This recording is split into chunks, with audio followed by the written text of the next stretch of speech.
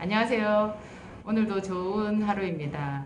여러분은 날마다 여러분 자신의 건강을 어떻게 관리하고 계신지요? 요즘에는 건강에 가장 큰 적이 되는 것이 혈액과 혈관 관리인 것 같아요. 콩팥이 나쁜 사람들 걱정하기도 하고, 간이 나쁜 사람들, 또 심장 질환, 또 중풍, 여러 가지 자가 면역 질환, 뭐 이런 거 우리가 생각해 볼 수 있잖아요.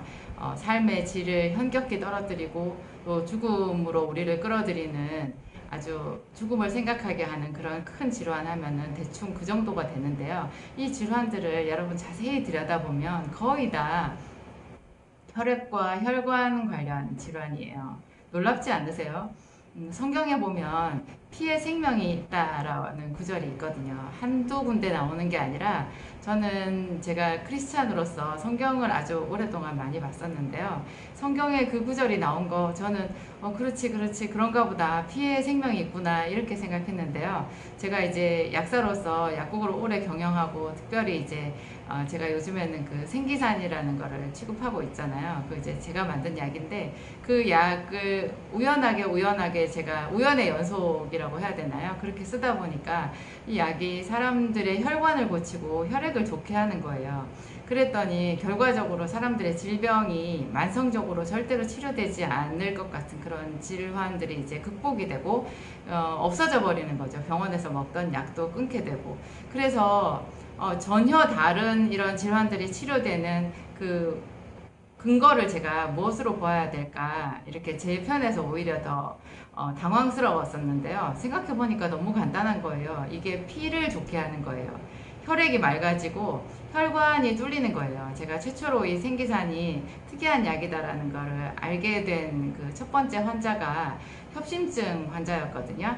그러니까 협심증이라는 거 여러분 뭔지 아시죠? 심장에 혈관이 막혀서 그 혈관을 넓히는 그런 스텐트 시술 같은 것을 받아야 되는 환자들을 말해요. 심장은 뱃속에서부터 뛰기 시작하잖아요.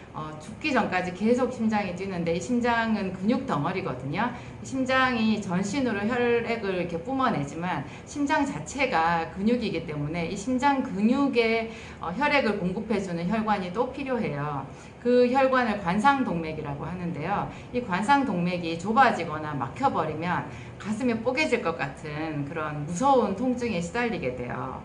그런데 이제 그런 환자들을 협심증 환자라고 하죠. 협심증 환자는 병원에 가서 이제 그 관상동맥 막혀 있는 그 관상동맥을 어떤 시술을 해서 넓히는 그런 이제 중요한 수술을 받게 되어 있거든요. 그것을 이제 스텐트 시술이라고 하는데, 그런 스텐트 시술을 받은 사람이 또 받고 또 받고 이렇게 계속 악순환이 반복되는 경우가 많이 있어요. 저한테 오신 어떤 환자분이 스텐트 시술을 여러 번 받았는데 또 스텐트 시술을 해야 되는 처지였어요. 그때 그분이 한 10분 정도 걸어가야 되는 거리를 한 3번 정도를 쉬어야 갈 수 있다라는 거예요.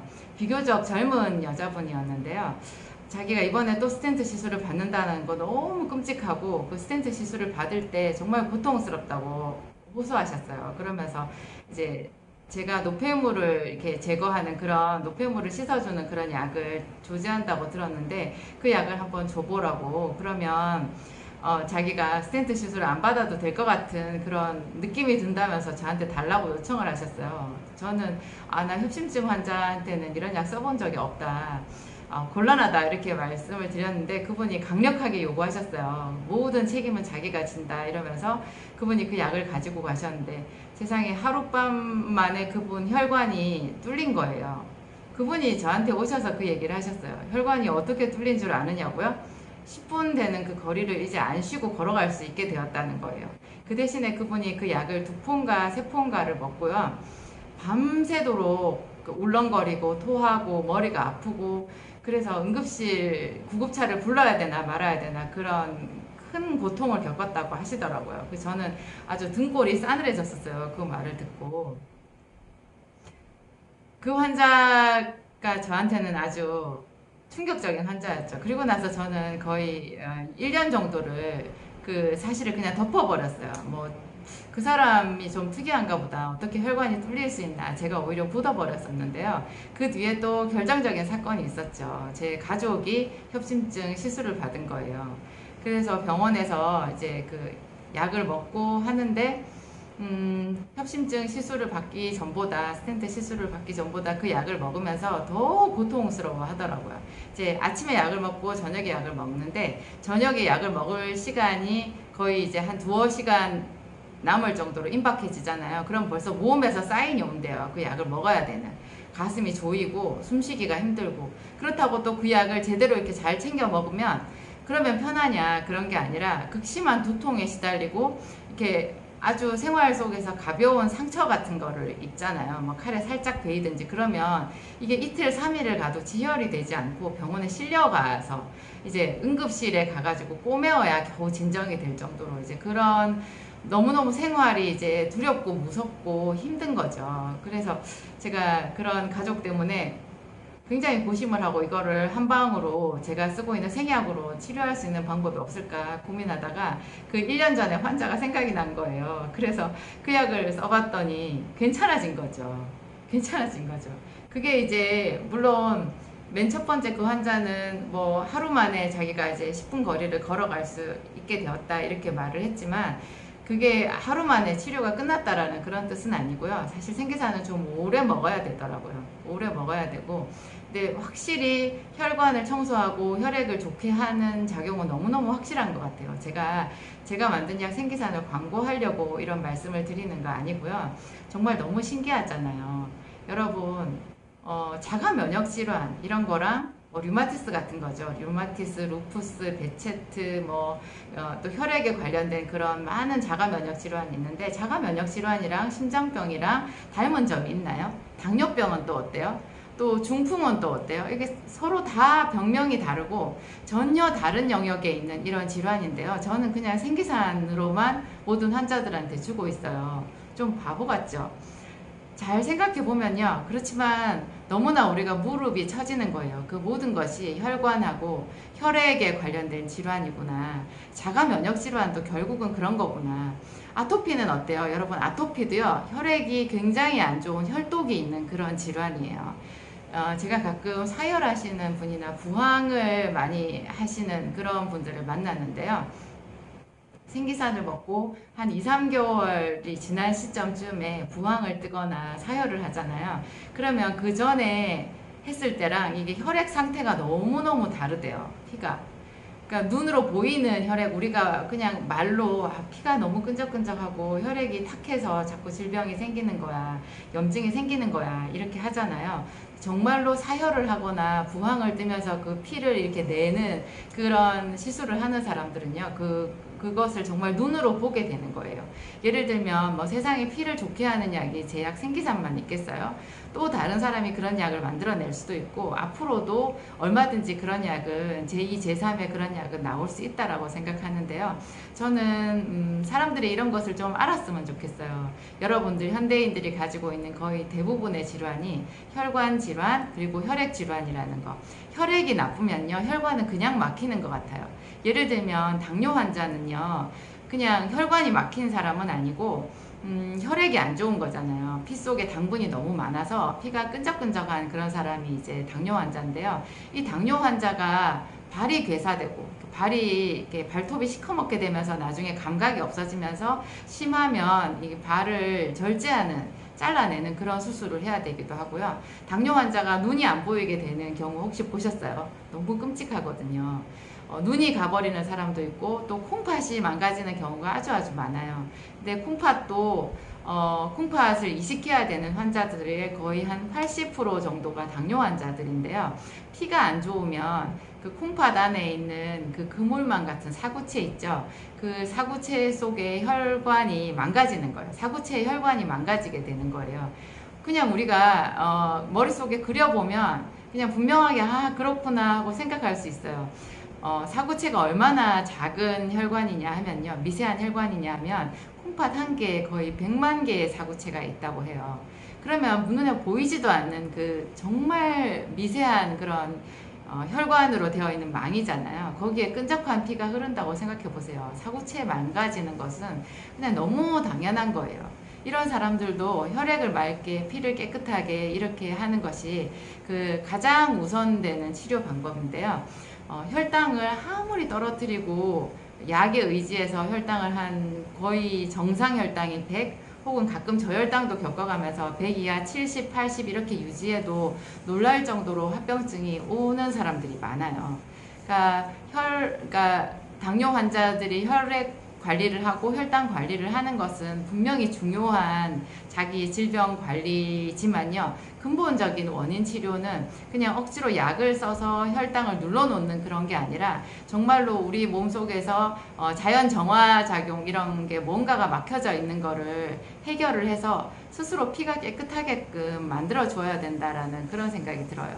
피가 이렇게 잘 흐르게끔 하는 그런 중요한 약들이 몇 가지 있죠. 여러분들 제일 쉽게 알고 있는 아스피린 이런 것이 있는데요. 아스피린은 사실 저는 정말 권하고 싶지를 않아요. 최근에 제가 어떤 의사 선생님이 만든 영상에서도 저랑 똑같은 말씀을 하시는 거 보고 제가 너무 반가웠었거든요. 아무래도 저보다는 의사들이 훨씬 더 이런 질병에 대해서 말을 할 때 권위가 있으시잖아요. 근데 그분이 아스피린은 득보다 실이 많다 이런 말씀을 하시더라고요.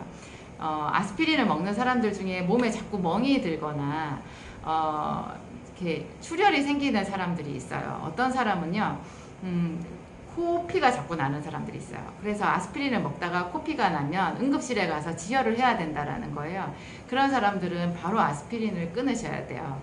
아스피린은 어떤 특수한 화학작용, 생화학작용에 의해서 우리 몸에 피딱지가 생기지 않게 해서 피가 줄줄 흐르게 만드는데요.